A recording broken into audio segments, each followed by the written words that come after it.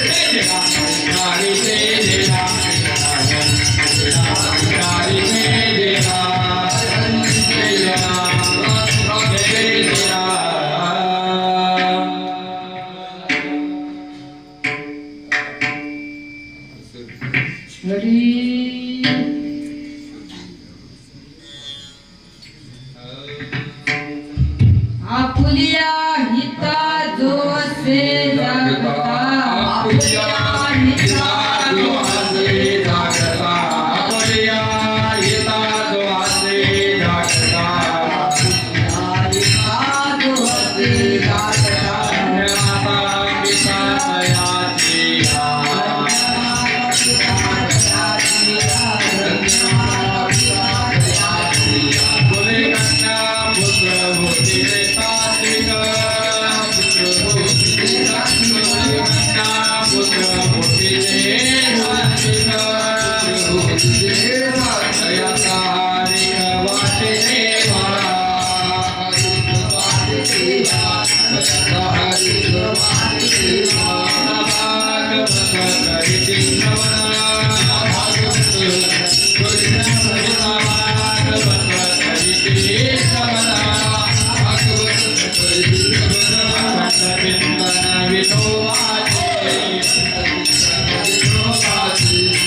माता पिता सयाची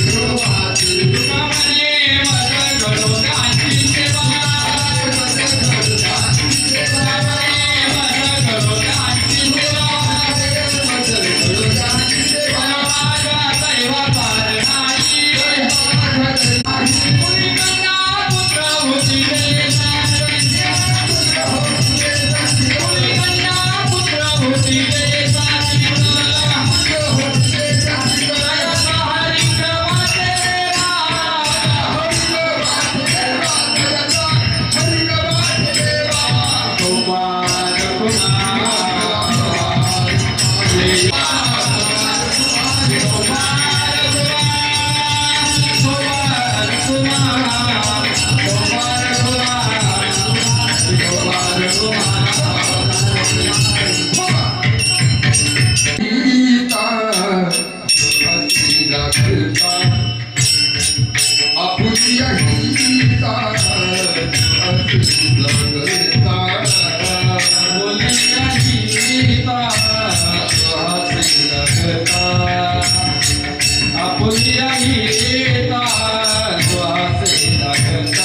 धन्य माता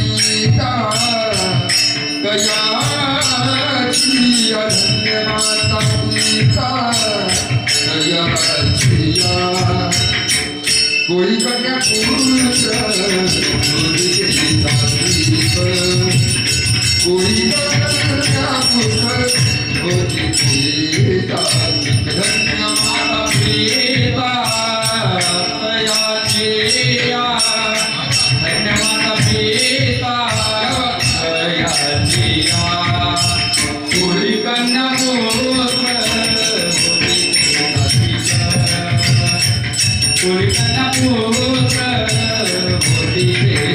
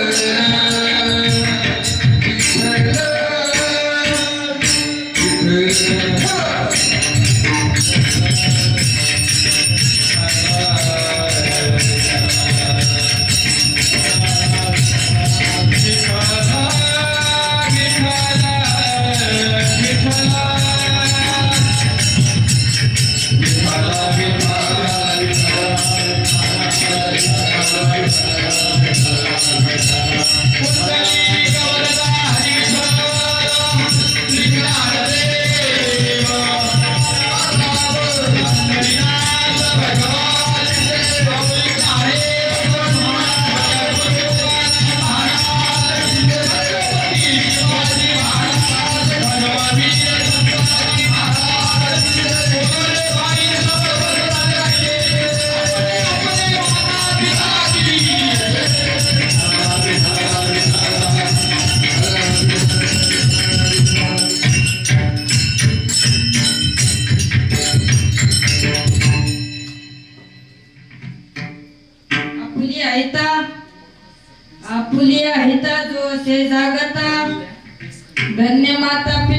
तयाचिया कुळी कन्या पुत्र होती जे सात्विक तयाचा हरिक वाट देवा गीता भागवत करती श्रवण अखंड चिंतन विठोबाचे कुळी कन्या पुत्र होती जे सात्विक तयाचा हरिक वाट देवा तुका म्हणे मज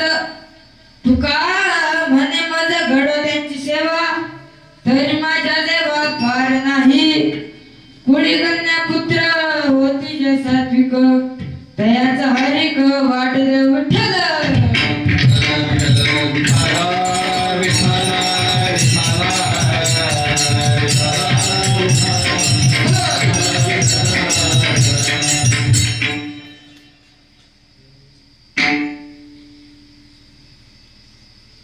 महायोग पीठे तटे भीमरथ्या वरम पुंडरीकाय दातु मुनीन्द्रे समागत्य तिष्ठं तमानंद कंदम वर ब्रह्मलिंगम भजे पांडुरंगम पांडुरंगा करू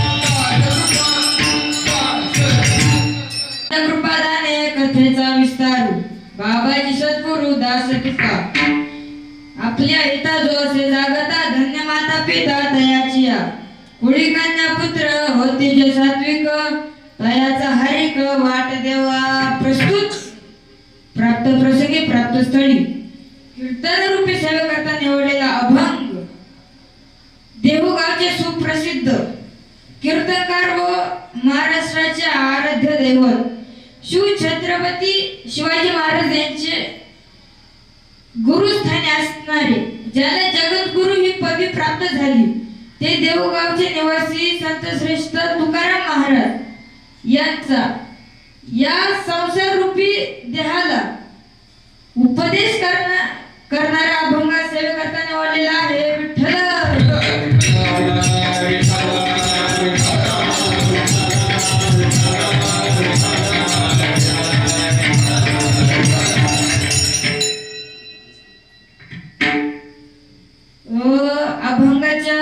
अभंगावर बोलण्यापूर्वी सेवा चालू करण्यापूर्वी तो अल्पसा पर्याय देणे तो असा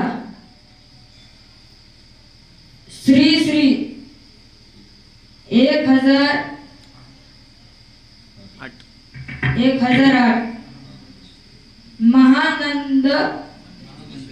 महामंडलेश्वर बाळानंद सरस्वती महाराज यांच्या कृपे आशीर्वादाने चालत असलेला हा दर गुरुवार दत्ताच्या चरणी ज्या या गावातले माणसं ज्या गोरगरिबांना जे अन्नदान चालू आहे ते दत्ताच्या कृपेने त्यांच्या हाताने चालू आहे.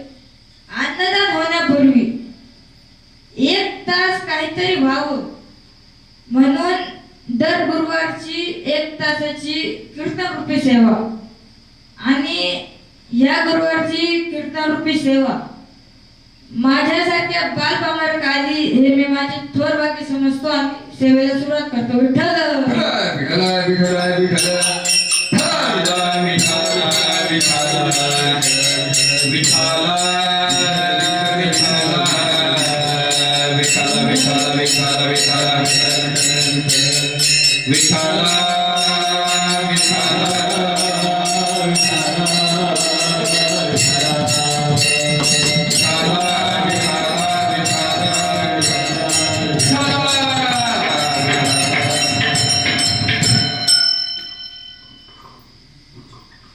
आपुली ऐता जो असे जागता धन्य माता पिता तयाची या कुळी कन्या पुत्र होती जसा पिक तयाच हरिक वाट देवा. तुकाराम महाराज या अभंगातून काय सांगतात? जो आपल्या हिताच्या जागी जागा आहे त्याचे माता पिता धन्य कुळी कन्या पुत्र होती जसा पिक तयाचा हरिक वाट देवा. जो आपल्या हिताच्या जागी जागा आहे त्याचं कुळ पवित्र असावं, त्याचा हरी देवाला वाटू देऊ नये. गीता भागवत करीती श्रवण अखंड चिंतन विठोबाचे. ज्याचं कुळ पवित्र आहे, जो आपल्या हिताच्या ठिकाणी जागा आहे त्यांनी काय करावं? गीता भागवत ज्ञानेश्वरी गाथा हे सर्व यांचे पारायण करावं आणि देवाचं अखंड नाम चिंतन करावं. तुका म्हणे माझा घड त्यांची सेवा तरी माझ्या देवा पार नाही. तुकाराम महाराज म्हणतात मग मला काय घडू दे, मला त्यांची सेवा घडू दे. ती सेवा घडल्यानंतर माझं कुळ पवित्र सगळं होऊ दे. असा हा अभंगाचा सरळ सरळ भावार्थ संपला. सेवेला सुरुवात करतो. विठ्ठल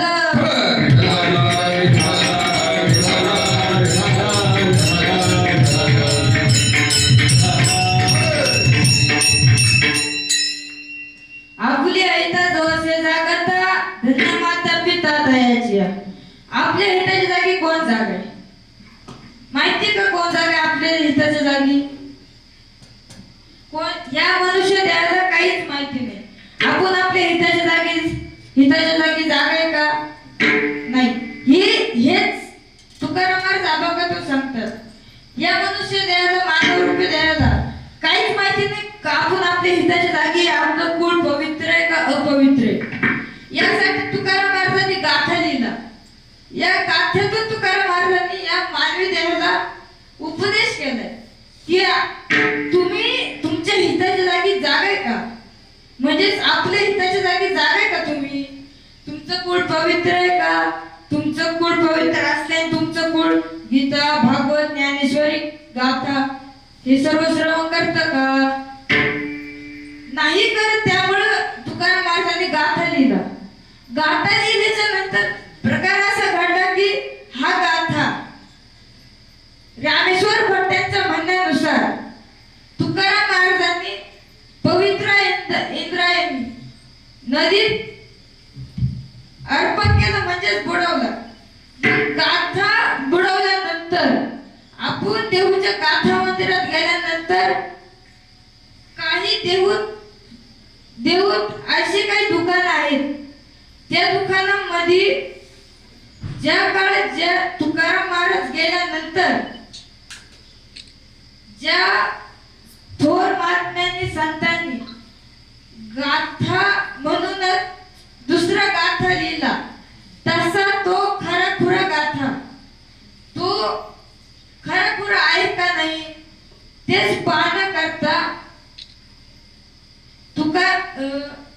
काही माणसांनी ते दुकानावर गेले. तो गाथा खराखुरा आहे का नाही ते पाहिलं तर त्या सत्य गोष्ट तर त्या दुकानदाराला विचारलं तुम्ही हा गाथा स्वतः लिहिलाय का तुम्ही दुसऱ्याकडे लिहून घेतलाय? मग तुम्ही ते रूपांतर केलं. तर तो दुकानदार म्हणाला नाही मी कोणाकडे लिहून नाही घेतला. मी स्वतः काही यंत्रणांवर सर्च करून मी सर्व अभंग मिळवले. मी स्वतः लिहिले आणि त्याचं मार्गदर्शन म्हणून मी ते अभंग गाथ्यात लिहिले आणि गाथा म्हणजे विक्रीला चालू केला. तर लोक म्हणाली म्हणजे तुम्ही गाथा लिहिला खराखुरा लिहिला का नाही, म्हणजे तुम्ही आपल्या हिताच्या जागे का हिताच्या जागी. मग तो म्हणाला आम्हाला माझ्याच माहिती नाही, मी माझ्या हिताच्या जागी जागा आहे का, माझं कुळ पवित्र आहे का. हेच महाराज अभंगातून उपदेश करतात की आपलं कुळ, आपलं संसारमय सागर पवित्र आहे का अपवित्र आहे, हेच महाराज अभंगातून सांगतात. विठ्ठल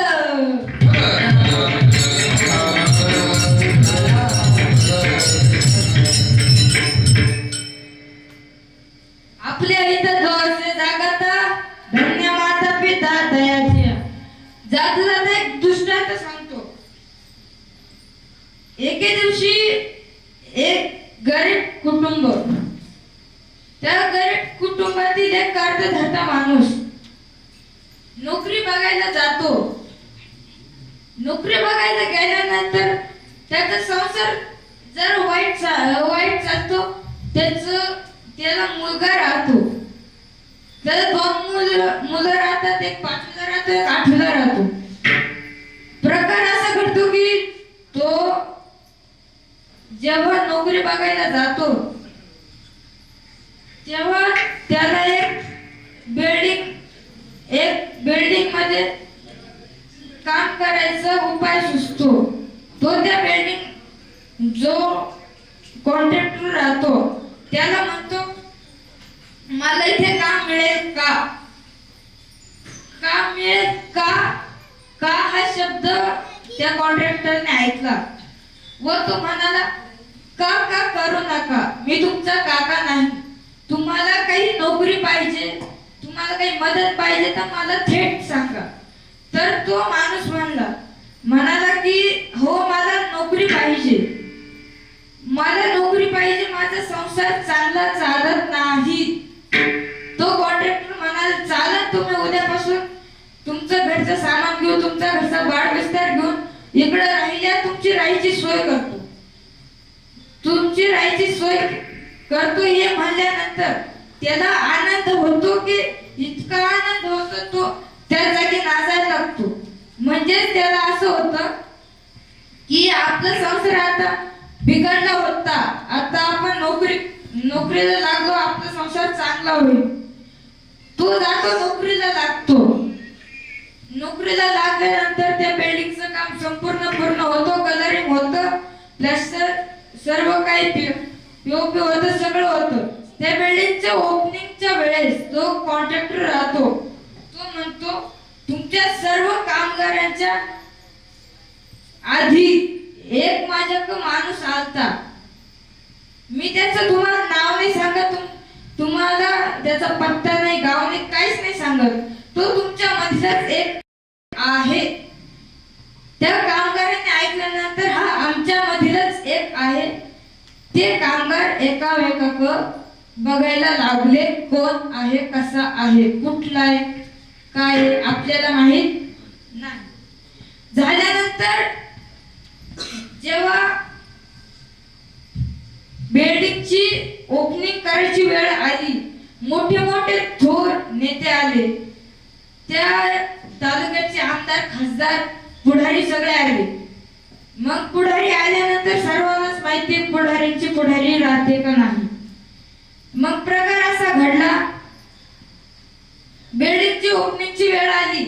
मग तो कॉन्ट्रॅक्टर म्हटला मी ज्या माणसाचं नाव पुकारतोय तो माणूस तुमच्या सर्वांच्या आधी इथं आला, माझ्याकडे काम मागितलं, मी त्याला काम दिलं आणि तो तुमच्या मधील एक चांगला कामगार बनला. मग त्याचं नाव पुकारलं व सगळे त्याच्याकडे बघू लागले. मग प्रकार असा घडला की कालांतरानं मग रिबीत कापली, बिल्डिंगची सर्व फ्लॅट विकायला सुरुवात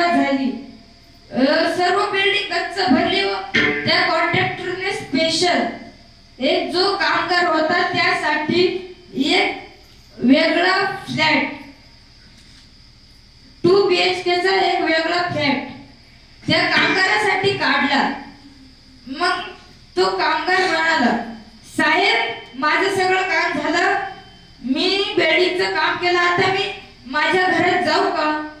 साहेब म्हणाले तू जा, पण जाण्याच्या आधी तुला काही सांगायचं, तुला दाखवायचंय, तू माझ्या संग चल.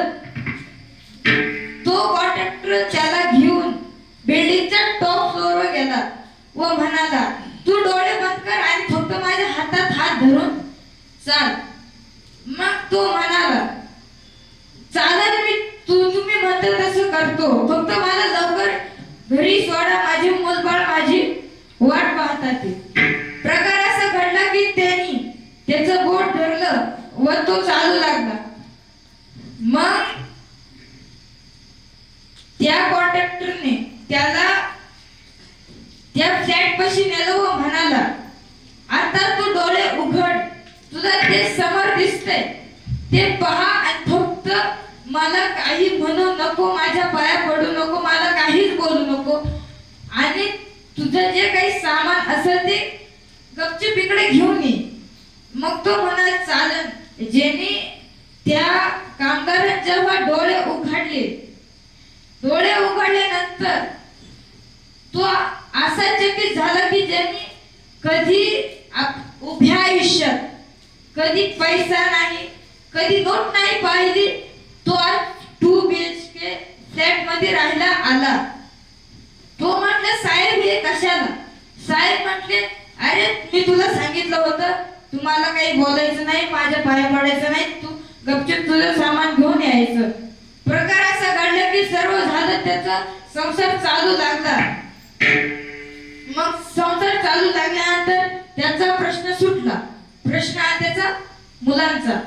जो 5वीला मुलगा होता तो म्हणाला, बाबा मला आता असं करा, तुम्ही मला कुठेतरी बाहेर शिकायला घाला. त्याच्या वडिलांनी त्याचं ऐकलं व त्याला एका हॉस्टेलमध्ये शिकायला टाकलं. तो 5वीला जो मुलगा होता तो मोठ्यापणी एका कॉन्ट्रॅक्टरच्या हातात तो जॉबला लागला. प्रकार असा घडला की कालांतराने तो चांगली जॉब करू लागला, सर्व काही होऊ लागलं, त्याला पगार जास्त वाढू लागला. मग त्याने असा विचार केला, आता आपण दुसऱ्यांच्या पायाखाली काम करण्यापेक्षा आपण आपल्या पायावर उभं राहिलं पाहिजे. त्यांनी हळूहळू एक माडी बांधली. त्या वाडीत ते घर विक्रेते सुरुवात केली. हळूहळू त्यांनी 1 माडी बांधली, 4 माड्या बांधल्या, अशा 10 माड्या बांधल्या. मग ज्या माड्या त्यांनी विकल्या, एक घर, त्याचे जे पैसे आले त्यांनी त्याचं एक स्वतःच वीट वाहन काम चालू केलं. स्वतःचे ट्रक घेतले, स्वतःची वीट भट्टी त्यांनी स्वतःच्या पायावर उभारली. मग झाल्यानंतर तो मोठा होऊ लागला. त्यांनी स्वतःच्या 5 बिल्डिंगा बनवल्या. 5 बिल्डिंगा बनवल्यानंतर त्या सर्वांचे पैसे घेऊन तो एका मनुष्याकडे गेला व त्याला म्हणाला, तुझ्या डोक्यात असं काही एक आहे का, मी हे पैसे कुठेतरी कसे तरी वापरू? मग तो म्हणाला, तू एक काम कर, तू काहीच नको करू, तू फक्त हे जे पैसे आहेत ते गोरगरिबांमध्ये वाट, त्यांना त्याचं अन्नदान दे, त्यांची सेवा कर. म्हणजे काय झालं,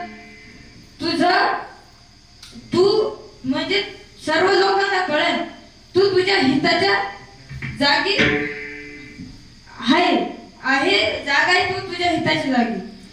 मग तो म्हणा, चालेल, मी किती मोठा असलं तरी तुझं ऐकेल. मग त्याने ऐकल्यानंतर सर्व गोरगरिबांमध्ये पैसे दान केले. दान केल्यानंतर प्रकार असा घडला की त्याचं एका मोठ्या फ्लॅक्सवर नाव लागलं.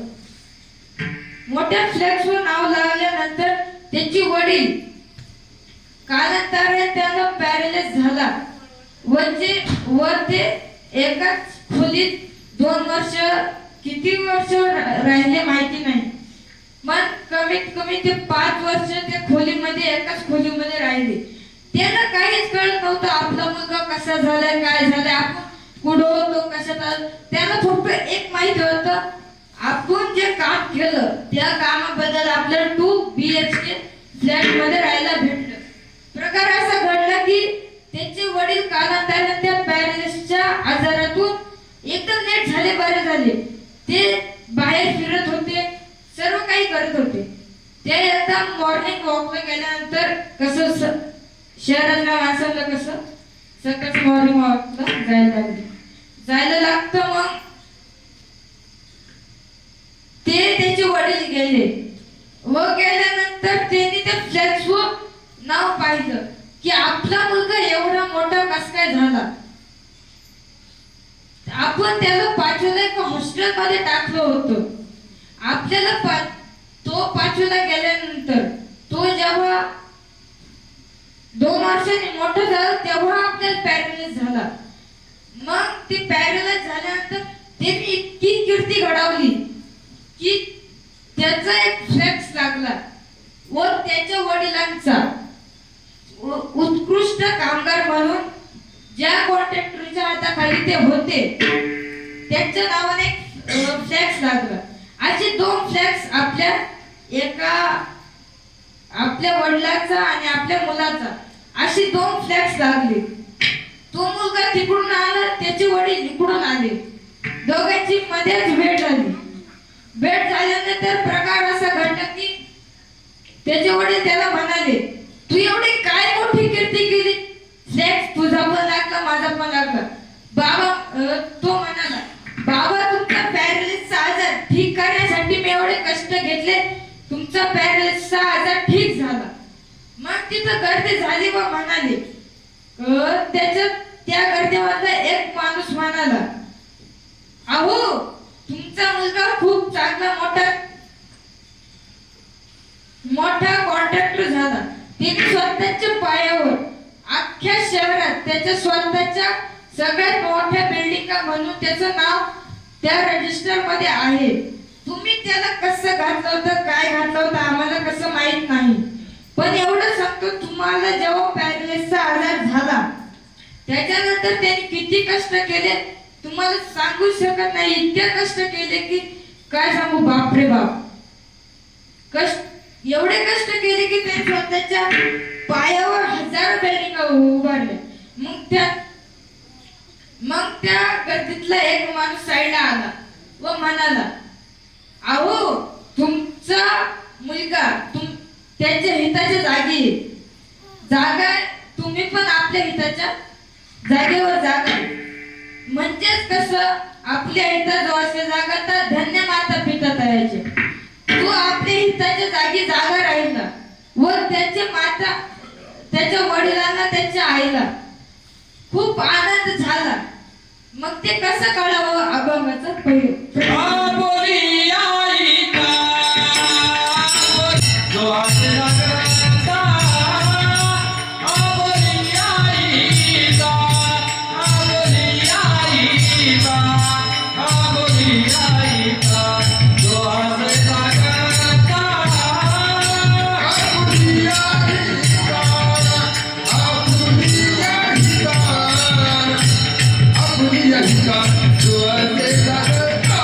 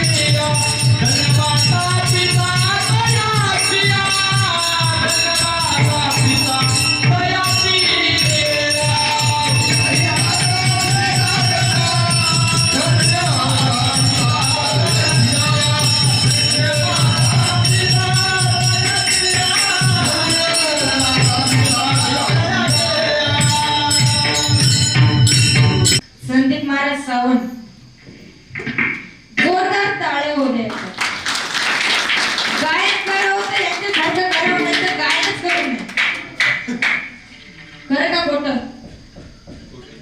खोटं.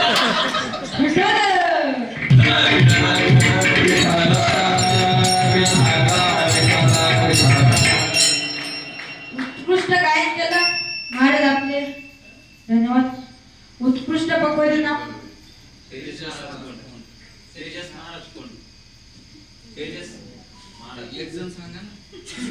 महाराज साहेब. तेजस महाराजांसाठी एकदा टाळ्या. सदेश महाराज तर द्यायचं.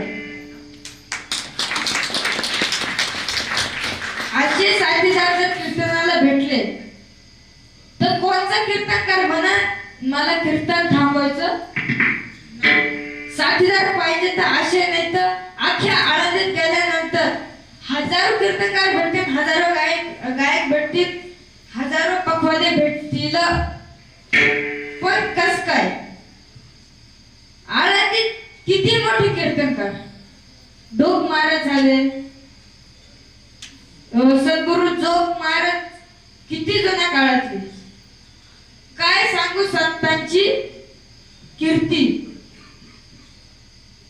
काय त्या संतांची कीर्ती होऊन गेली. जोग महाराजांचा एक प्रसंग आहे. नाशिक मधला एक मोठा साहेब एके दिवशी आळंदीत आला व आळंदीत जोग महाराजांचा गेला. त्याला काही जणांनी सांगितलं की अशा महाराजांना अशी संस्था खोलायची. मग तो म्हटलं चालन, मी इकडं तिकडं असे पैसे वाया घालवण्यापेक्षा एखाद्या थोर महाराजांना त्या संस्थेसाठी पैसे देऊन टाकले. तो जो महाराजांना गेला व म्हणाला, अहो महाराज तुम्हाला संस्था खोलायची असं मला लक्षात आलं. जो महाराज म्हणाले, हो तुम्हाला कोणी सांगितलं मला की अशी संस्था उभारायची. मग तो म्हणाला, मला कुठून कळलं हे मी नाही सांगत, मी तुम्हाला काही पैसे देतो, त्याच्यामधून तुम्ही ती संस्था खोला. जोग महाराजांचं असं उत्तर आलं की तो जो महाराजांना पैसे देणार होता तो जोग महाराजांच्या पाया पडला व म्हणाला, अशी चुकी परत नाही होणार. उत्तर जोग महाराजांनी असं दिलं, तू मला पैसे नको देऊ, मला पैशांची कमी नाही, मला फक्त एवढं बघायचं होतं की कोण किती कसं काय करू शकतं. संतांची कीर्ती होऊन गेली की मला प्रमाण आठवणार नाही. सोने चांदी आम्हा मृत्तिके सवाना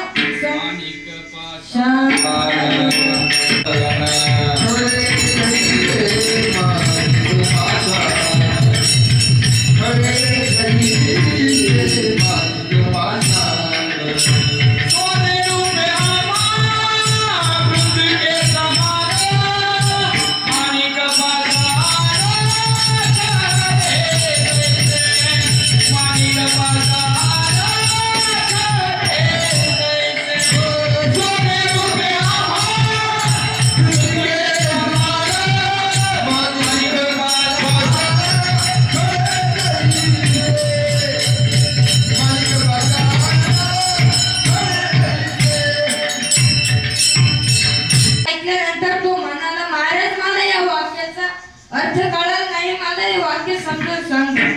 जोग महाराज म्हणाले, अरे येड्या, हे तुम्ही जे सोनं चांदी जे तुम्ही हार मोती घालता ते आम्हाला मृत्तिके समान म्हणजे दगडाच्या समान.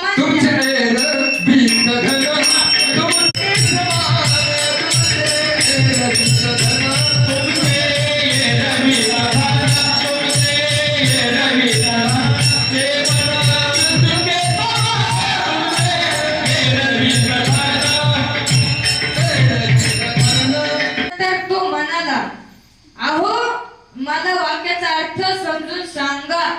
जोग महाराज म्हणाले, अरे येड्या,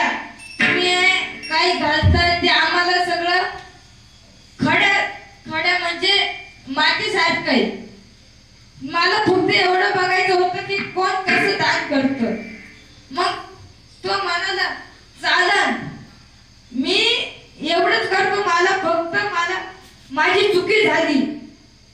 चुकी झाली. मी जरा श्रीमंतीच्या नादात आलो व मी तुम्हाला माझ्या दबावात आणायचा प्रयत्न केला. मला माफ करा.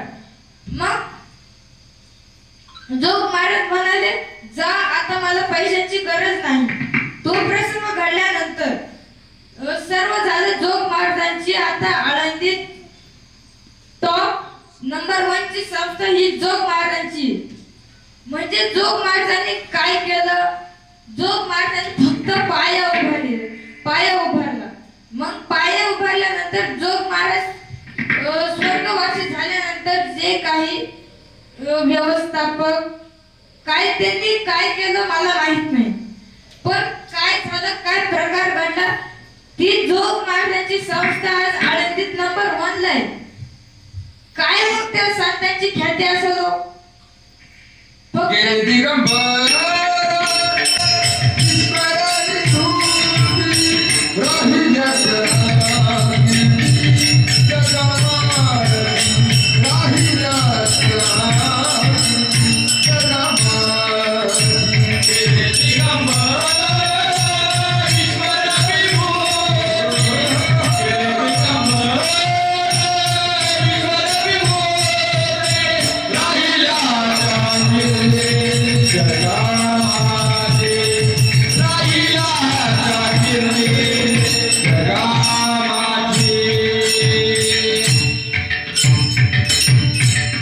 गेले दिगंबर ईश्वर विभूती राहिल्या त्या कीर्ती जगा माझी. गेले दिगंबर, गेले साधू संत, पण त्यांची ख्याती आज पण या जगात आहे. म्हणजे तुम्हाला एक ज्ञानेश्वर महाराजांचा प्रसंग सांगतो.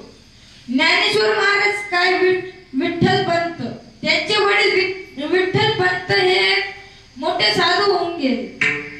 त्यांनी काय केलं, त्यांनी निम्म आयुष्य संसार केल्यानंतर त्यांनी संन्यास घेतल्यानंतर प्रकार असं घडलं की ते एका गुरुकडे गेले.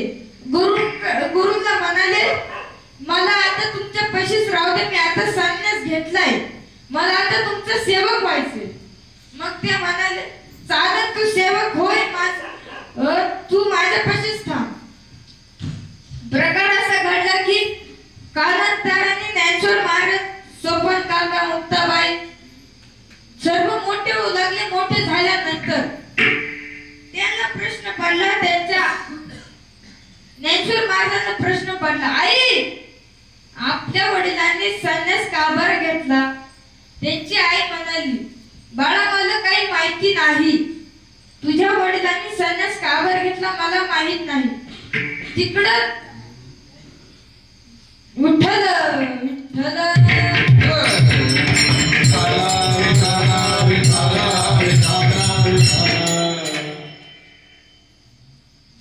तिकडं विठ्ठल पंतांना बातमी ऐकू गेली की आपल्या पत्नीला काही माहित नाही, का बरं संन्यास घेतला, कसा घेतला, आपले मुलं बाळ कशी आहेत, काहीच माहित नाही. मग प्रकार असा घडला की विठ्ठल पंत ज्या साधू संग राहत होते त्या साधूला म्हणाले, अहो विठ्ठल पंत, तुम्ही माझी सेवा करून काय करणार? तुम्ही देवाची सेवा करा, माझी सेवा करू नका. मग विठ्ठल पंत म्हटले चालेल. मग ज्या साधू विठ्ठल पंत गेलते ते म्हणाले, तू आता संन्यासातून मुक्त होय. संन्यासातून मुक्त होण्याकरिता जे विठ्ठल पंत एका मोठ्या साधू गेले व साधूला म्हणाले, अहो माझ्या संन्यासातून मुक्त करा. ते साधू म्हटले चालत, मी तुला संन्यासातून मुक्त केलं. मुक्त केल्यानंतर विठ्ठल पंत आले. आप्पे गावात विठ्ठल पंत आले व आप्पे गावात बातमी पसरली, विठ्ठल पंत आले, विठ्ठल पंत आले, विठ्ठल पंत आले. आपले वडील आले. आता आपल्या वडिलांनी आपल्याकरता काहीतरी आणलं असेल. मग प्रकार असा घडला की विठ्ठल पंतांनी आपल्या गावच्या द्वारात म्हणजे वेशीत पाऊल टाकल्यानंतर सगळे माणसं ओरडू लागली, संन्यासी आला, संन्यासी आला, संन्यासी आला. मग संन्यासी आल्यानंतर विठ्ठल पंत म्हणाले, अहो मी आता संन्यासातून मुक्त झालो, मी संन्यास नाही घेतला. आता गावचे लोक काय ऐका ना, म्हणाले तू संन्यास घेतला ती तुझी चुकी. आता सर्व गावामध्ये अफवा पसरली तुझ्या नावाने की तू एक संन्यासी झाला. मग संन्यासी झाल्यानंतर प्रकार असा घडला की विठ्ठल पंतांना खूप वाईट वाटू लागलं. त्यांना खूप वाईट वाटलं व ते घरी गेले व म्हणाले ज्ञानेश्वर महाराजांना म्हणाले, अरे ज्ञाना तुला कसं वाटते, तू बरा आहेस ना? ज्ञानेश्वर महाराज म्हणाले, हो बाबा मी बरं आहे, मी मुक्ताई तिकडून खेळत होती. मुक्ताईने पाहिलं की दारात बाबा आले. मग मुक्ताईने पाहिल्यानंतर मुक्ताई पळत आपल्या बाबा आली, म्हणजे विठ्ठल पंतांका आली.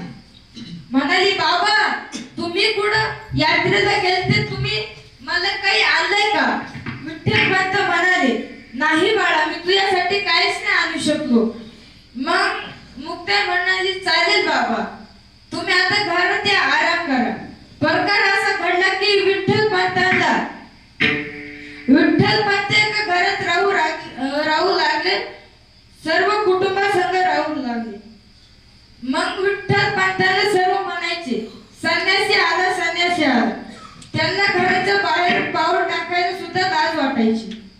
मग विठ्ठल पंतांनी आता निर्णय घेतला की असा घेतला, आता आपण समाधी घ्यायची, संजीवन समाधी घ्यायची.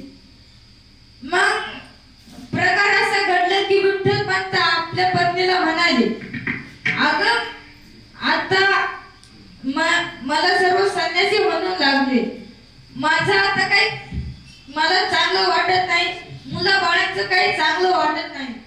मग मी असं करतो की आधी मी एका साधूंक जातो व ते शुद्धी पत्रक मिळवतो व मग संन्यास घेऊ, म्हणजे आपण मग समाधी घेऊ.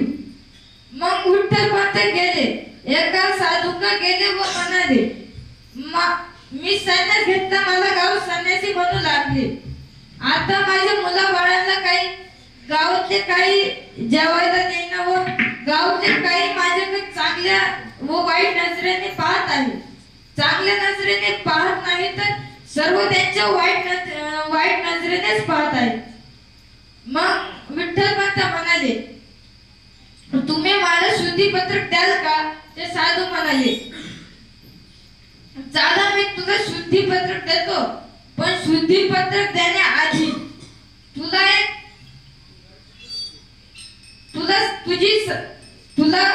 तुझी व तुझ्या पत्नीला एक काम करायला लागेल. ते काम असं की दोघांना समाधी घ्यायला लागेल. विठ्ठल पंतांच्या डोक्यात आधीच होते की समाधी घ्यायची. त्याच्यावर या साधूंनी सांगितलं समाधी घ्यायची. मग विठ्ठल पंतांना नक्कीच कळलं आता आपल्याला खरंच समाधी घ्यावी लागेल. प्रकार असा घडला की त्यांनी समाधी घेतली. म्हणजे घेतल्या आधी प्रसंग असा घडला की जे शुद्धीपत्रक मिळवलं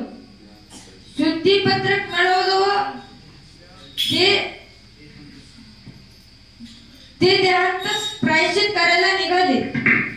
मग शुद्धीपत्रक त्या साधूक होत. मग ते म्हणाले, माझे 4 चिमुरडी लेकरं येतील व ते शुद्धीपत्रक तुम्ही त्यांना द्याल हे मला निश्चितच माहित आहे.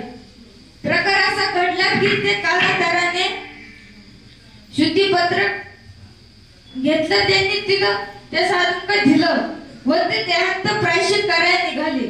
देहांत प्रायश्चित करण्या अगोदर विठ्ठल पंतांना वाटलं आपण आता आज नाही तर उद्या देहांत प्रायश्चित करू. त्याआधी आपल्या चिमुरडी मुक्ताईला सोपान काकाला निवृत्ती दादाला या ठिकाणी काहीतरी देऊ आपण. कसं मग ज्ञान जरा हुशार आहे, ज्ञानाला परिस्थिती कळण विठ्ठल पंत म्हणाले, ज्ञाना आता मी संन्यासी झालतो, मला आता सगळे संन्यासी म्हणू लागले. तुला पण काही लोक असे म्हणतील, अरे संन्यासाच्या कार्ट्या असे शब्द तुझ्या कानावर पडतील. ते शब्द तुझ्या कानावर पडू नये म्हणून मी एका काशीच्या थोर साधूक गेलतो व त्यांच्याकडून ते शुद्धीपत्र घेतलं. शुद्धीपत्र घेतल्यानंतर आता ते म्हणाले, तुम्हाला दोघांना ते देव प्रायश्चित करायला लागेल. ज्ञान म्हणा, चालन बाबा, मी सर्व करतो. मी मुक्ताईला पाहतो, सोपान दादाला पाहतो, निवृत्ती दादाला पण पाहतो. मग प्रकार असा घडला की त्यांनी देहांत प्रायश्चित केलं. देहांत प्रायश्चित केल्यानंतर त्यांना काही दिवस चांगलं वाटलं. ज्ञानेश्वर महाराजांना गावातली लोक काहीच म्हणत नव्हती. म्हणजे त्यांना जरा बरं वाटलं की आपल्याला गावातली लोक काहीच म्हणत नाहीत. मग प्रकार असा घडला की एक हप्ता गेला. एक माणूस म्हणाला, अरे संन्यासाचे कार्टे, कुठे तुझा बाप कुठे?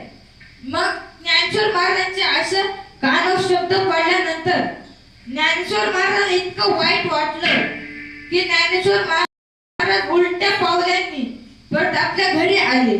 घरी आल्यानंतर ते एका कोपऱ्यात जाऊन बसले व मनाच्या मनात म्हणाले, आता आपल्याला काहीतरी करायला लागल. आता आपल्या वडिलांनी आपल्याला सांगितलं होतं की काशीला जाऊन एका मोठ्या साधूक एक शुद्धीपत्र मिळवले, ते घेऊन ये. मग ज्ञानेश्वर महाराज गेले. ज्ञानेश्वर महाराज मुक्ताईला म्हणाले, मुक्ताई, मी जरा 2-5 दिवस मी बाहेर जातो. बाहेर गेल्यानंतर तू चांगले राहा. मग ज्ञानेश्वर महाराज सोपान काकाकडे गेले व म्हणाले, सोपाना, मी काही दिवस बाहेर जातोय.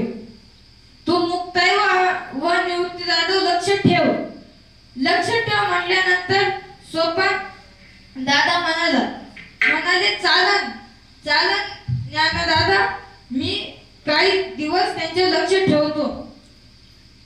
ज्ञानेश्वर महाराज पायवारी करत काशीला गेले. काशीला गेल्यानंतर ते साधूंक गेले. त्या साधूंना म्हणाले, अहो, माझ्या वडिलांनी तुमच्याकडे शुद्धीपत्र दिसतं, ते तुमच्याकडून मिळवलं, तुमच्याकडेच दिलं. मग मला ते शुद्धीपत्र मिळेल का? ते साधू म्हणाले, मिळेल, पण एक अट आहे. तुला शुद्धीपत्र मिळवण्याच्या आधी तुला काहीतरी करायला लागेल. मग प्रकार असा घडला की ज्ञानेश्वर महाराज म्हणाले, तुम्ही जे सांगसाल मी ते करतो, फक्त मला शुद्धीपत्रक मिळवण्याचा हक्क द्या. शुद्धीपत्रक माझ्या हातात द्या, म्हणजे मला समाजात चांगलं राहता येईल. मला आमच्या 4 भावंडांना कोणीतरी भाकरी देईल, काहीतरी चपाती देईल, आम्हाला उपाशी पोटी झोपावं नाही लागणार. मग ते म्हणाले, चालन, तुला एकच शुद्धीपत्र हवंय ना तुला? ज्ञानेश्वर महाराज म्हणाले, हो, मला शुद्धीपत्र हवंय. तुम्ही जे म्हणसाल मी ते करेन. ते म्हणाले, तुला एक काम आहे, तुला त्या रेड्याच्या मुखातून वेद बोलवावे लागेल. ते गेले व त्या रेड्याच्या कपाळावर हात ठुल्यानंतर जे ज्ञानेश्वर महाराज वेद बोलले तेच त्या रेड्याने ते बोलले व तो रेड्याचा मालक आला व म्हणाला, अरे कोण आहे तू, कुठून आलाय, कसा आलाय? मग तो त्याच्या बाजूला ते साधू होते. ते साधू म्हणाले, अहो, हा कोण आहे? हा का बरं माझ्या रेड्याच्या कपाळावर हात ठुलाय? व म्हणाले, म्हणाले की हा का बरं माझ्या रेड्याच्या कपाळावर हात ठुला व माझ्या रेड्याला तो काही पण बोलायला लावतोय. तर ते साधू म्हणाले तू थांब जरा, तू थांब, तुझ्या रेड्याला काहीच होणार नाही. मग ज्ञानेश्वर महाराजांनी जसा त्या रेड्याच्या कपाळावर हात ठुला तो रेडा आपाप वेद बोलू लागला. अंगी ऐसी बड़े रेडा बोले. अंगी ऐसे बड़ा रेडा बोले,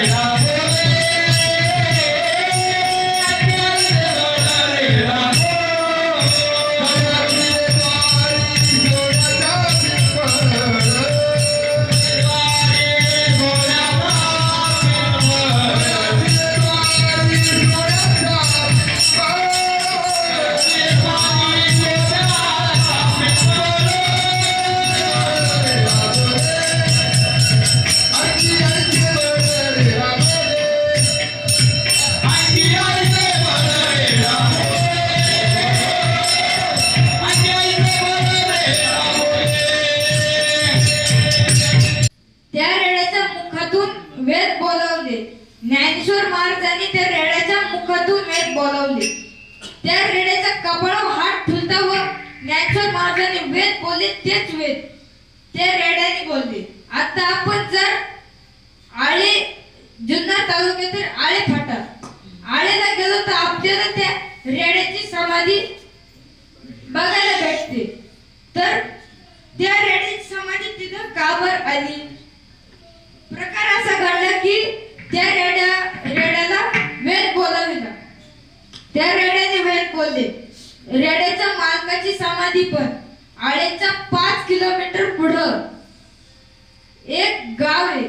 त्या गावात त्या मालकाची समाधी, रेड्याच्या मालकाची समाधी.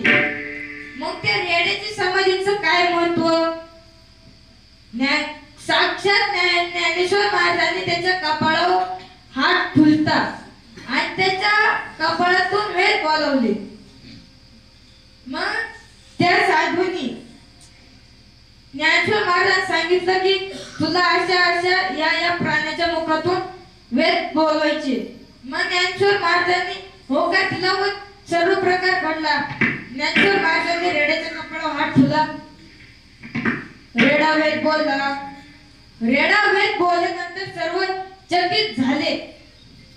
सर्व चकित झाले, म्हणाले अरे तुझ्या हातात अशी काय तुझा हात कसा, आम्हाला दाखवशील काय एकदा? ज्ञानेश्वर महाराज म्हणाले मला काही माहिती नाही, मी फक्त देवाची भक्ती करतो. माझ्या वडिलांनी मला सांगितलं होतं की काशीच्या एका थोर साधूक एक शुद्धी पत्रक आहे. मी या साधूक आलो म्हणालो मला एक माझ्या वडिलांनी सांगितलं शुद्धी पत्रक द्या. ते साधू म्हणाले तुला एक काम करायला लागेल, रेड्याच्या मुखातून वेद बोलवावे लागतील. ज्ञानेश्वर महाराज म्हणाले त्यांनी जसं सांगितलं होतं मी तसंच केलं. मग ते ज्ञानेश्वर महाराज म्हणाले तुम्ही आता मला शुद्धी पत्रक द्याल का? ते साधू म्हणाले चालेल, मी तुला आता शुद्धी पत्रक देतो. त्या साधूंनी त्याला ज्ञानेश्वर महाराजांना शुद्धी पत्रक दिलं व ज्ञानेश्वर महाराज आनंदाने आपल्या गावात येऊ लागले. आपल्या गावात येताना ज्या आपल्या गावाचे वेशी त्यांनी पाऊल ठुला, वेशीच्या आतमध्ये पाऊल ठुला व त्याला ज्ञानेश्वर महाराजांना ते गावातील लोक म्हणू लागले संन्यासाच्या कार्ट्या. हे शब्द ज्ञानेश्वर महाराजांच्या कानावर पडल्यानंतर ज्ञानेश्वर महाराज त्या लोकांना म्हणाले आता मी संन्यासाचा कार्टा राहिलो नाही तर माझ्या कार्टात शुद्धीपत्रक आलंय. ते गावातले लोक म्हणाले चालत तुझ्या शुद्धीपत्रक आलंय हे आम्ही मान्य करतो, पण तुझ्या वडिलांनी जे काही केलं ते तू मान्य करतो की नाही? ज्ञानेश्वर महाराज म्हणाले मी सर्व मान्य केलंय. मी काशीला जाऊन शुद्धीपत्रक आणले. त्या गावचा जो सरपंच होता तो सरपंच म्हणाला तू तू दाखवते शुद्धीपत्र तर आम्ही तुला या गावात चांगलं वावरून देऊ चांगलं वावरून देऊ. मग ज्ञानेश्वर महाराजांच्या सरपंचाला ते शुद्धीपत्रक दाखवलं. शुद्धीपत्रक दाखवल्यानंतर तो सरपंच चकित झाला की आता याच्या शुद्धीपत्रक आलंय. आता आपल्याला बोलायचा हक्क राहिला नाही. तर सरपंच म्हणाले चालन आजपासून तुला या गावातला एकही माणूस संन्यासाच्या कार्ट्या या नावाने बोलणार नाही. का बरं? तर विठ्ठल पंतांचं कुळ पवित्र होतं. त्याचा आनंद देवाला त्यांचा आनंदच झाला. आता कसं करून ज्ञानेश्वर महाराजांना शुद्धीपत्रक मिळवून द्यायचं असं देवाला वाटलं. अभंगाचं दुसरं कोळी कन्या पुत्र कोळी कन्या पुत्र होती रे सात्विक. कोळी कन्या पुत्र होती रे सात्विक. कोळी कन्या पुत्र होती रे सात्विक.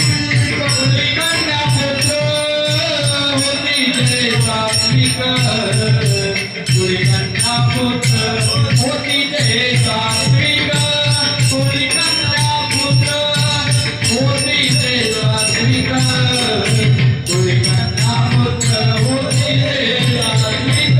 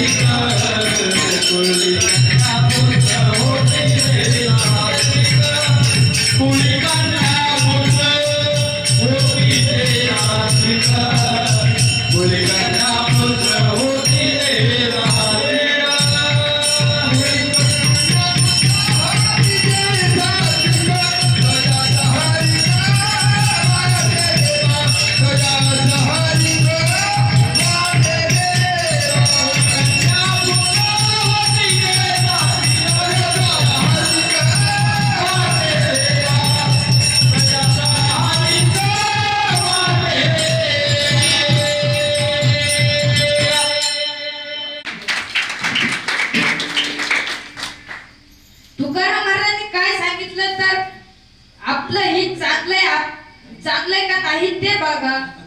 आपलं कुळ पवित्र आहे नाही का ते बघा. सर्व झाल्यानंतर आपलं हित चांगलंय आपलं कुळ पण चांगलंय तर काय करा. गीता भागवत करीती श्रवण अखंड चिंतन विठोबाचे.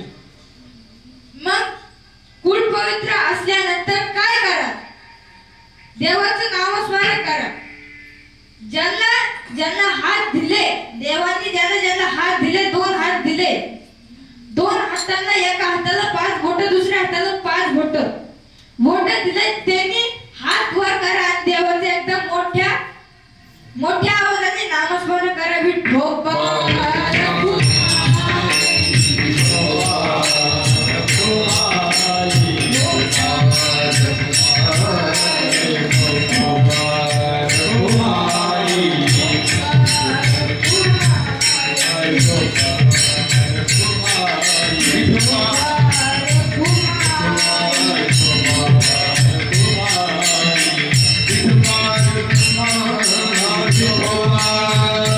Kumar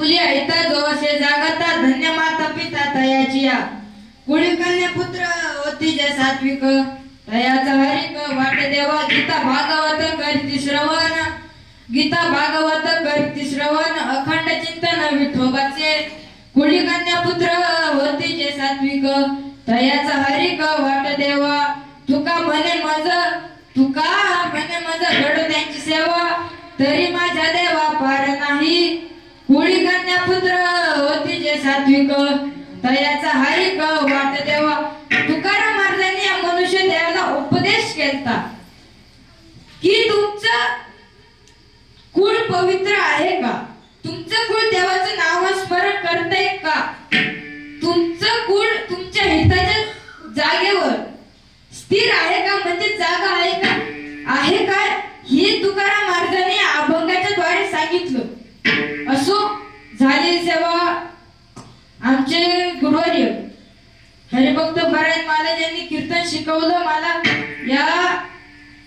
या गादीवर मला ज्यांनी उभं केलं आमचे हरिभक्त परायण शंकर महाराज पवार जुन्नरकर व आमचे नारायण महाराज पवार जुन्नरकर प्रसिद्ध गाडा मालक प्रसिद्ध कीर्तनकार त्यांचे कीर्तन युट्यूब खूप फेमस आहे त्यांनी मला कीर्तन शिकवलं व या गादी उभं केलं आणि मी ज्या संस्थेत शिकतो श्री गुरुवर्य हरिभक्त परायण परम पूज्य कोंडाजी बाबा डेअरी वारकरी शिक्षण संस्था जुन्नर वैष्णवधाम पारुंडे तीर्थक्षेत्र पारुंडे जे पारुंडे क्षेत्र ब्रह्मनाथ श्री ब्रह्मनाथाच्या प्रांगणात आहे पारुंडे गाव ब्रह्मनाथ म्हणजे दक्षिण काशी मधील एक दक्षिण काशी मानणारे एक पारुंडे गावातील वैष्णवधाम या वैष्णवधाम मधील आमची संस्था व संस्थेत मला शिकण्याचा योग मिळतोय मी जे काय आहे मी माझ्या आई वडिलांमुळे माझ्या गुरुवारांमुळे मी आज इथं आहे व मला एकच पाहिजे मी आज इथं कीर्तन केलं श्री 1008 महामंडलेश्वर बालानंद सरस्वती महाराज मला यांचे पण एकच पाहिजे त्यांचा हात सदैव माझ्या पाठीशी असू द्या महाराज तुमचा हात माझ्या सदैव पाठीशी असू द्या मला तुमच्याकडून काहीच नको फक्त मला तुमचा हात माझ्या पाठीशी असू द्या माझं काय सर्व कल्याण होऊ द्या म्हणजेच माझं सर्व चांगलं होऊ द्या मी एवढी प्रार्थना आशीर्वाद मागतो की तुमचा सदैव हात माझ्या पाठीवर असू द्या मग झालेली सेवा माझ्या गुरुवारांच्या चरणी समर्पित करतो सरस्वती महाराजांच्या चरणी समर्पित करतो सेवेला पूर्ण विराम देतो ज्ञानेश्वर माऊली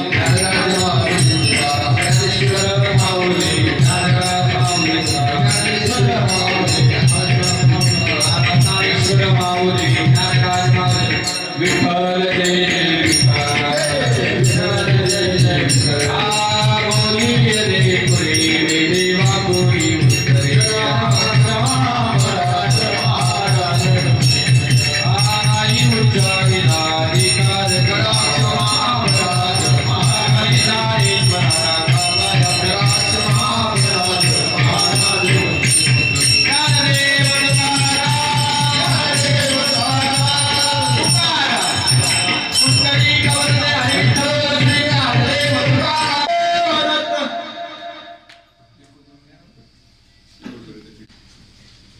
जगद्गुरु तुकोबारायांच्या अभंग संहितेवरती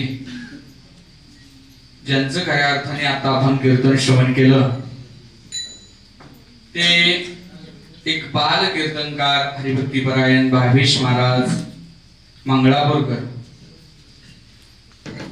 मला वाटतं महाराजांचं पहिलंच कीर्तन आहे तरी अगदी समर्पक भाषेमध्ये महाराजांनी अभंगावरती विश्लेषण करण्याचा प्रयत्न केलेला आहे आपल्या सर्व सद्गुरु भक्त परिवाराच्या वतीने महाराजांचे खूप खूप आभार मानतो खऱ्या अर्थाने अभंग होता आपुल्या हिता जो असे जागता धन्य माता पिता तयाची. मागच्या गुरुवारी कोणता अभंग होतो? तुम्हाला काय विचारलं मी त्याला सांगते ना. हा. म्हणजे त्याच अभंगावरती तुम्हाला पुन्हा आणखी चिंतन ऐकायला भेटलं. खऱ्या अर्थाने महाराजांच्या बाबतीत बोलताना मी असं सांगेन, धन्य माता पिता तयाची. अशा रत्नाला ज्यांनी जन्म दिलाय त्यांचे माता पिता खरोखर धन्य आहेत. असा ह्या जगद्गुरु तुकोबारायांच्या अभंगाचा भावार्थ. खऱ्या अर्थाने महाराजांनी सांगितलं की मला फार काही नकोय, मला ह्या दरबारातून बाळानंद सरस्वती महाराजांचा आशीर्वाद पाहिजे. मी सांगेल आशीर्वाद सदैव तुमच्या पाठीशी असेल. हो, याचं कारण असेल, एकदा इथे आलेला जीव निर्मुख पुन्हा माघारी जात. तेजस महाराज माझ्या सोबत होते, आज त्यांना माहिती आहे. आम्ही सकाळपासून आज सकाळी मुंबईवरनं प्रवास करून इथपर्यंत आलो. राजूर पर्यंत येतपर्यंत मनामध्ये विचार होता, खूप दूरचा प्रवास झालाय, जाऊया निघून. पण राजूर मध्ये आलो, काय झालं मलाच माहित नाही. आमची गाडीची स्टीअरिंग ऑटोमॅटिक इकडे वळली आणि इकडे यावं लागलं आम्हाला. अर्थात ही बाळानंद सरस्वती महाराजांची कृपा आहे, म्हणून आम्ही येत असतो. त्यांचा आशीर्वाद आमच्या पाठीशी जसा आहे तसा महाराजांच्या पाठीशी नेहमीच असणार आहे, अशी मी ग्वाही देतो. पुनश्च एक महाराजांची खूप खूप आभार मानतो. आजच्या कीर्तनासाठी उपस्थित असणारे सर्वच गुणीजन मंडळी, त्यामध्ये खऱ्या अर्थाने युवा कीर्तन प्रवक्ते गायनाचार्य नितीन महाराज देशमुख उपस्थित आहे, मृदंगाचार्य हरिभक्तीपरायण सर्वेश महाराज, मृदंगाचार्य हरिभक्तीपरायण तेजस महाराज, त्याप्रमाणे युवा कीर्तनकार आमचे परममित्र दयानंद महाराज इथे उपस्थित आहे. सर्वांचे असणारे आपल्या सद्गुरु भक्त परिवाराच्या वतीने आभार मानतो, ऋण मानतो. आणि खऱ्या अर्थाने एक महत्वाची सूचना तुमच्या पुढे मला द्यायची आहे की प्रबोधन मंच आपले कर्तव्य काय. हो, आपलं अतिशय महत्वाचं कर्तव्य आहे. काय? आपल्या सद्गुरूंच्या आज्ञेप्रमाणे हा कागद माझ्या हातामध्ये आणि त्याच्यावरती लिहिलेलं आहे, येत्या असणाऱ्या 20 तारखेला आपलं हक्काचं मतदान तुम्ही कुणालाही द्या, मी नाही सांगणार, पण ते मतदान बजावण्यासाठी. हो, आजपर्यंत मराठी शाळेचं तोंड जरी पाहिलं नसेल, पण आता पहा आणि मतदान देण्यासाठी तिथे जा. एवढंच मतदान आपल्या हक्काचं आहे. आणि कृपा करून लहान तोंडी अजून एक मोठा घास घेऊन बोलू का बाबा वाक्य? बोलू? हो. एखाद्या बकरीची किंमत 5-10 हजार रुपये असते. 500,000 रुपयासाठी आपलं मत विकू नका कुणाला. आपलं हे हक्काचं मतदान आहे. हो, तुम्हाला जो योग्य मनुष्य वाटतोय, तुम्हाला जो योग्य उमेदवार वाटतोय, त्या उमेदवाराला आपलं हक्काचं मतदान अवश्य करा. हे मतदान करण्यासाठी हो तुम्ही जा. जो हिंदू हिताचे कार्य करेल तोच देशावरती राज्य करेल. माझे मतदान माझे कर्तव्य, मतदान माझा अधिकार. हो, आणि जगद्गुरु तुकोबाराय म्हणतात, धर्म रक्षा वयासाठी करणे आम्हाशी. आपल्या धर्माचं रक्षण करण्यासाठी खऱ्या अर्थाने मला वाटतं गेल्या महिन्यामध्ये एक धर्म परिषदेचं आयोजन केलं होतं. आपल्या सर्वांचे श्री गुरु तिथे उपस्थित होते आणि तिथे खऱ्या अर्थाने आम्ही एक प्रतिज्ञा केली, आपल्या धर्माचं जो रक्षण करेल त्याला आम्ही निवडून देईल. हो, मग आपल्या धर्म आणि शोकांतिक आहे. मला जाणीव आहे वेळ खूप झालाय, परंतु सांगणं गरजेचं आहे. का सांगणं गरजेचं आहे? कारण मतदान थोड्याच दिवसावरती, अगदी 2 दिवसापूर्वीचा एक प्रसंग तुमच्या पुढे मांडतो आणि मी थांबतो, ऐका. 2 दिवसापूर्वी व्हॉट्सअप वरती मी एक बातमी फिरताना पाहिली. आपल्या संगमनेर मध्ये कुठे हॉस्पिटल शेजारी काही संत मंडळींवरती हल्ला झाला. त्याचा निषेध वगैरे सगळ्यांनी केला, परंतु त्याची अंमलबजावणी करण्यासाठी जी आपली बाबा धर्म परिषद झाली, त्या धर्म परिषदेमध्ये अक्षय महाराज पाटील जे उपस्थित झाले होते, त्यांना ज्यावेळेस आम्ही त्यांच्या कानावरती ही बातमी नेऊन पोहोचवली, त्यांनी असणारा कोल्हापूरवरून PI ला फोन करून नगरला त्या संत मंडळींवरती खऱ्या अर्थाने ज्यांनी हल्ला केला त्यांना तात्काळ अटक करण्याची आदेश वरून दिले आणि त्या मंडळींना अटक करण्यात आली. सांगण्याचं तात्पर्य एक, आपण हिंदू म्हणून जन्माला आलोय, हिंदू राष्ट्रामध्ये राहतोय आणि ह्याच हिंदू राष्ट्रामध्ये आपल्या हिंदूंवरती जर असे प्रसंग आपल्याला सोसावे लागत असेल तर पुनश्च एक बार विचार करा आणि मग मतदान करा. आणि मतदान मात्र तुम्ही चुकवू नका. पुनश्च एक बार महाराजांच्या आपल्या सद्गुरू भक्त परिवाराच्या वतीने खूप खूप आभार मानतो. आपल्या सद्गुरू भक्त परिवाराच्या वतीने महाराजांचा छोटासा सन्मान होतोय. महाराजांना मी विनंती करतो की महाराजांचा बाळानंद सरस्वती महाराजांचा हा आशीर्वाद घेण्यासाठी आपण समोर यावं. बाळानंद सरस्वती महाराज आजच्या भावेश महाराजांना खऱ्या अर्थाने हा सत्कार रूपी आशीर्वाद त्यांना प्रदान करत आहे.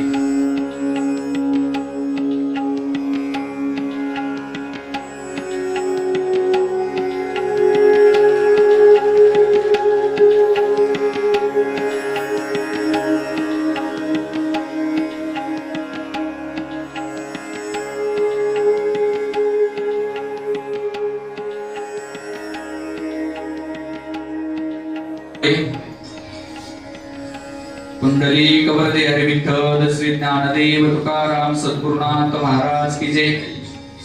आपल्या सद्गुरूंकडून योगीदारांचा सन्मान होतोय. कुंडली कवरदे हरी विठ्ठल श्री ज्ञानदेव तुकाराम सद्गुरुनाथ महाराज. गुरु ब्रह्मा गुरु विष्णू गुरुदेव महेश्वरा गुरु साक्षात परब्रह्म तस्मै श्री गुरुवे नमः. आज या ठिकाणी गुरुवार महाआरती निमित्त ज्यांचं सुंदर असं कीर्तन झालं. कसे आपण म्हणतो नाही का, लहानपण देगा देवा मुंगी साखरे चरावा आईला उतरत न थोडं त्याशी अंकुशाचा मार. म्हणजे आपण तुलना नाही करू शकत एखाद्या गोष्टीची. कारण सहज एक जण म्हणे मागचा अभंग आपुले येता सेदू जागता धन्य माता पिता याची आणि या गुरुवार्थ तुझा अभंग आहे.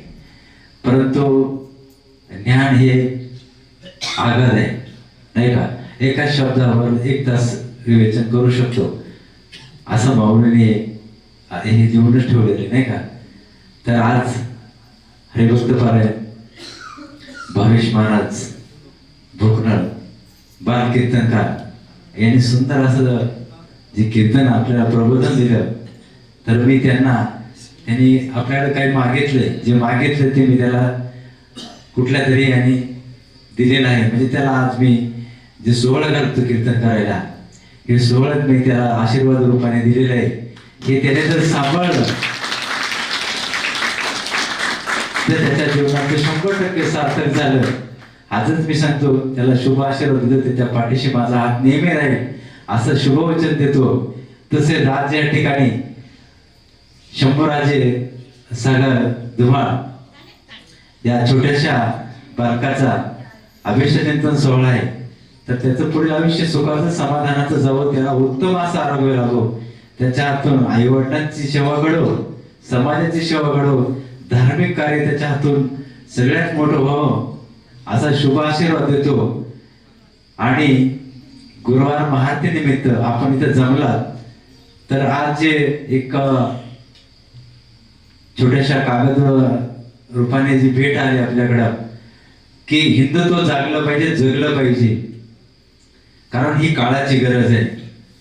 आज जो अन्याय अत्याचार होतोय तर हा कुठेतरी रोखला पाहिजे. जोपर्यंत हिंदुत्व जागा होत नाही तोपर्यंत आपलं भविष्य हे उज्ज्वल होत नाही. कारण आताच कुठेतरी छोटीशी सुरुवात झाली, परंतु ही व्यापकता खूप मोठी आहे. परंतु तुकाराम महाराजांनी सांगितले का धर्मरक्षा वय अवताराविषयी. आपल्याला हे अवतार यासाठीच घेतलेलं आहे. आपण कथा कीर्तन कशासाठी. मग शिवाजी महाराजांना रामदास स्वामी गुरु त्यांना लाभले होते. मग रामदास स्वामींनी का बरं सांगितले की तू तुकाराम महाराजांकडे जा, आणि तुकाराम महाराजांनी का सांगितलं परंतु रामदास स्वामीकडे जा. कारण धर्माचे पालन करणे पाखंड खंडन. धर्माचं जर आचरण करून तुला जर धर्म वाढवायचा असेल तर तू रामदास स्वामींकडे जा, त्यांचा अनुग्रह घे आणि त्यानुसार तू काम कर. हा खूप मोठा जो प्रबोध घालून दिला महाराजांना आणि त्यांना स्वामींनी मार्गदर्शन केलं. आणि या मार्गदर्शनातून त्यांनी आई तुळजाभवानीची वेळ घेतली आणि तुळजाभवानी एक वरदान मागितलं की आई तू मला धर्मासाठी काहीतरी दे आणि मी जे करून या धर्माचं रक्षण करल. आई भवानीने सांगितलं तू भोलेनाथाच्या मंदिरात जा, शिव मंदिरात जा आणि मी जे दिलेली तलवार आहे ह्या तलवारीच्या धारेनं तुझ्या रक्ताचा अभिषेक त्या पिंडीवर सोड आणि पिंडीवर सोडला की तू धर्मासाठी सज्ज झाला. म्हणून कारण कसं आहे, शिव अवतार धर्म झाले त्रैलोक्य पावन. म्हणून शिवाजी राजांनी आपलं अवतार कार्य ज्यावेळेस सुरू केलं त्यावेळेस पहिली गर्जना दिली होती हर हर महादेव. आणि ह्या गर्जनानं या धर्माचा जो पारंड सुरू झाला तो आतापर्यंत की ज्या या बहिणीची इज्जत आज रस्त्यावर जाते हे कुठेतरी वाचली पाहिजे. हे जे घडवलं हे शिवाजी राजाने घडवलं. आणि आजचा जो दिवस आहे खर तर उद्या नाही का त्रिपुरारी पौर्णिमा आहे आणि ही पौर्णिमा ज्या शिवाजी महाराजांसाठी आई तुळजाभवानीने तलवार दिली होती ती पौर्णिमा उद्याची पौर्णिमा आहे. म्हणून आपण एक लक्षात ठेवा हा जो वाढदिवस आहे आणि आजचा जो कीर्तनाचा योग आहे हा त्रिवेणी संगम आहे. आणि या त्रिवेणी संगमातून हा जो आपल्याला बोध घ्यायचा आहे हा बोध आपण घेतला पाहिजे की आपला हक्क आपण बजावला पाहिजे आणि हा धर्मासाठी बजावला पाहिजे. एवढं बोलतो मी सर्वांना या छोट्याशा बालकाला कीर्तनकाराला बालकाला शुभ आशीर्वाद देतो आणि तुमचेही आभार मानतो एवढ्या वेळेत बसून राहिले. कारण संतांचे पाय हा माझा विश्वास सर्व भाविक असं झालं त्यांचा. जोपर्यंत आपण नतमस्तक होत नाही तोपर्यंत आपली प्रगतीची गाथा सुरू होत नाही. गाथा सुरू होण्यासाठी आजचं प्रबोधन हे खूप महत्वाचं झालेलं आहे. जमलेल्या व्यासपीठावर सगळे आणि जे आपल्याकडं आज इथं जे कार्यकर्ते आले तिचे प्रचारक त्यांना मी धन्यता देतो की धर्मासाठी आज आपला प्रपंच सोडून जो काम करतो त्यांना आपण धन्यवाद दिले पाहिजे, त्यांना आशीर्वाद दिले पाहिजे आणि पुढे नेलं पाहिजे. आजचं प्रबोधन संपलं, आता केक कापला जाईल.